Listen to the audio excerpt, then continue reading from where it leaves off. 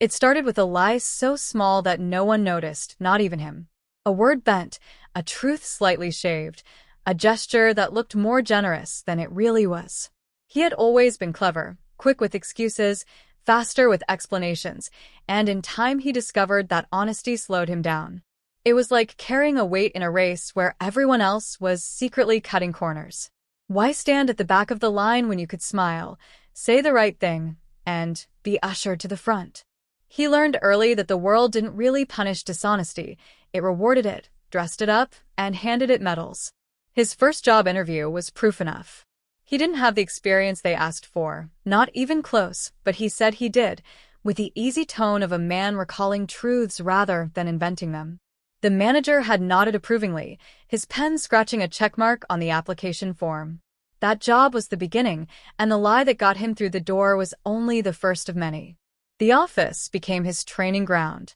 When a report wasn't finished, he didn't admit it. He claimed a computer crash or a misplaced email. When a colleague hesitated to speak up, he filled the silence with his own confident half-truths, each one placing him a step higher.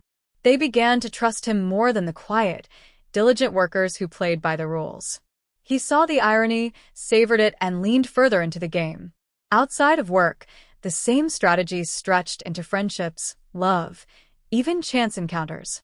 He told people what they wanted to hear.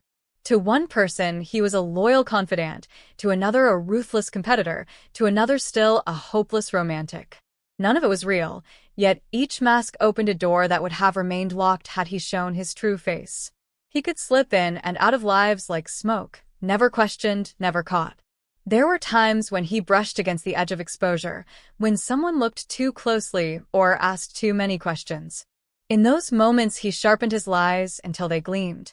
A well-placed laugh, a sympathetic nod, a story rehearsed to perfection, and suspicion melted. People wanted to believe him, he realized. They wanted smooth answers and easy narratives. Honesty was jagged, full of awkward silences and uncomfortable truths. Lies were neat, polished, irresistible. With every success, the game grew darker. He didn't just lie to survive or advance anymore, he lied because it gave him control. A promotion secured through stolen credit.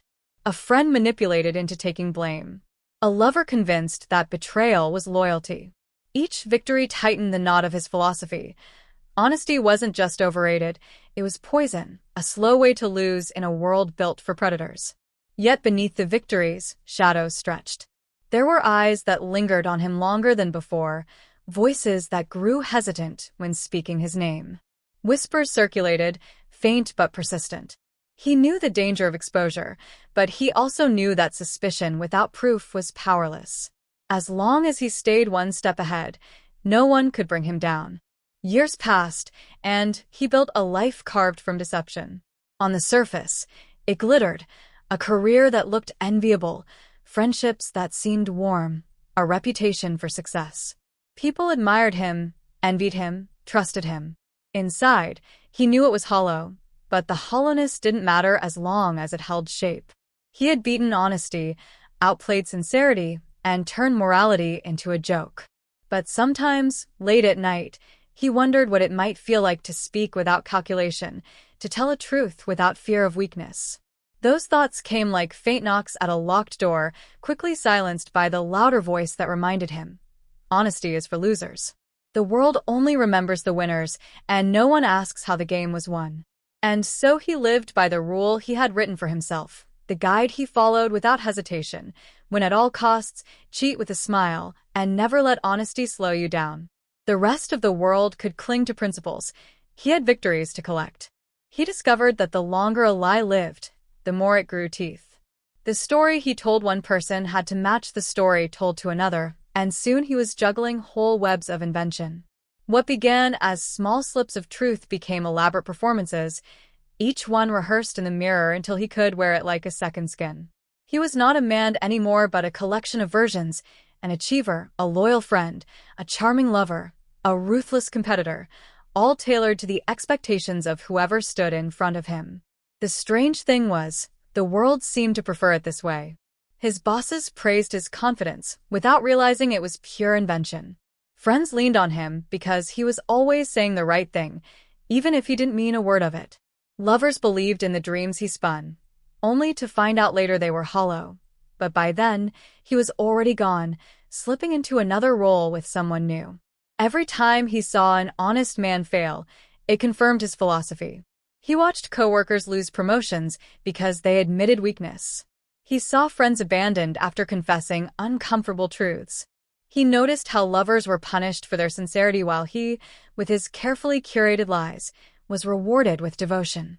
In his mind, the evidence was overwhelming.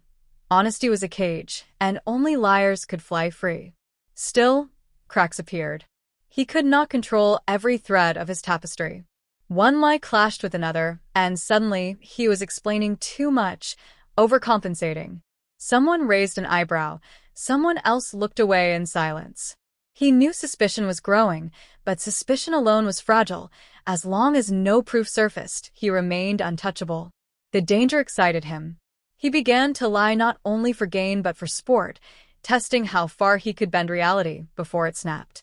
He told stories of business ventures that never happened, invented childhood struggles for sympathy, even fabricated acts of generosity, so people would praise his character. Each new deception was a challenge, and each time he succeeded, he felt the same rush gamblers feel when the dice fall in their favor. But gambling, by its nature, breeds risk. There came a night when he sat across from a man who had once trusted him deeply, a friend whose loyalty had been bought with years of lies.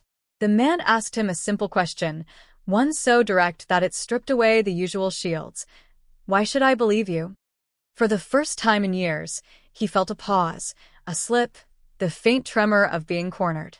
The lie that came out was smooth enough, convincing enough, but in that brief hesitation, he saw something shift in the man's eyes. A seed of doubt had been planted, and once planted, doubt grows. From then on, he became more vigilant, more ruthless. He doubled down, spun even bigger stories, worked harder to drown suspicion with charm. He told himself it didn't matter if some people questioned him. What mattered was that the majority still believed. And they did. He was too practiced, too careful. The house of cards still stood, even as the wind began to stir. At night, though, the silence gnawed at him. In the darkness, when no audience waited, his lies echoed back like mocking ghosts. He wondered if he even remembered the truth of who he was. Had he ever been honest? Or had he killed that version of himself long ago, burying him under layers of invention? The world continued to applaud. He continued to win. Yet inside, he carried the weight of every mask he wore, every truth he strangled. He told himself he could bear it. After all, winners always carry weight, responsibility, pressure, enemies. His was simply a different kind of burden. And so he walked forward, unflinching, a man who had traded truth for triumph, convinced that history never asks how victories are earned. It only remembers who stood at the top when the game was over. He told himself that lies were only tools, but over time they became the very structure of his existence.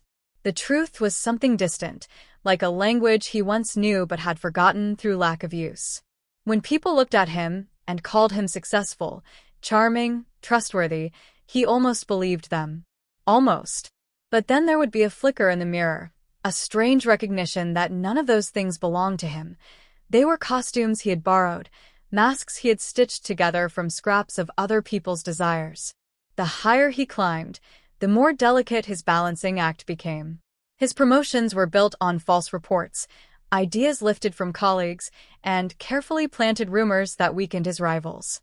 His friendships were kept alive with strategic apologies, fake confessions designed to seem vulnerable, favors that cost him nothing but bought him loyalty. In romance, he spoke about futures he never intended to build, painted pictures of homes and lives that existed only in his imagination. Women looked at him with love in their eyes, and he smiled back, knowing he was only a reflection of what they wanted to see. And yet, every victory tasted hollow. The applause faded quickly, the admiration turned stale. He chased new lies like a man addicted, because only in the spinning of them did he feel alive. Truth had no thrill. Lies were pure adrenaline, and he craved that rush. But the larger his empire of deceit grew, the the more maintenance it required. A casual lie from years ago would reappear in conversation, and he would have to scramble to remember what version of himself had spoken it. A colleague would recall an event that never actually happened, expecting him to confirm it. Lovers overlapped, stories tangled, timelines slipped. He began to carry notebooks, not of truths, but of lies, mapping his fabrications like a cartographer charting dangerous terrain. Still, he thrived. The system was rigged in his favor because people didn't want the truth.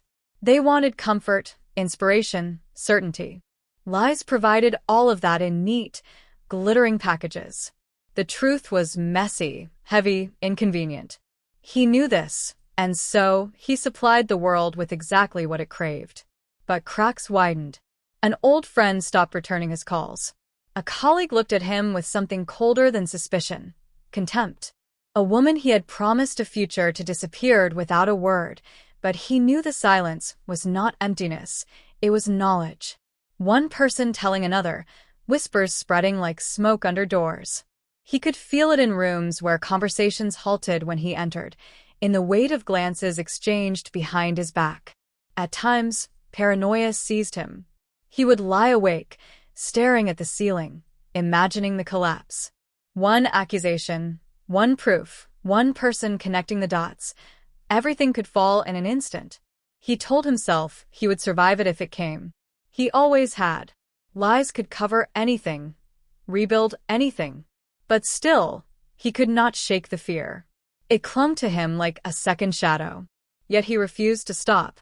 Stopping meant losing, and losing was the one thing he could not accept.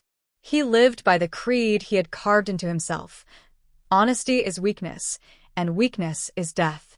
Better to burn in a blaze of deception than to crawl in the ashes of sincerity. So he pushed forward, crafting bigger illusions, daring fate to strike him down. The world still applauded, still cheered his name, still believed. And though he sometimes wondered if the end was stalking him quietly, waiting for its moment to arrive, he smiled anyway. Because until that moment came, he was winning, and in his game, that was the only thing that mattered.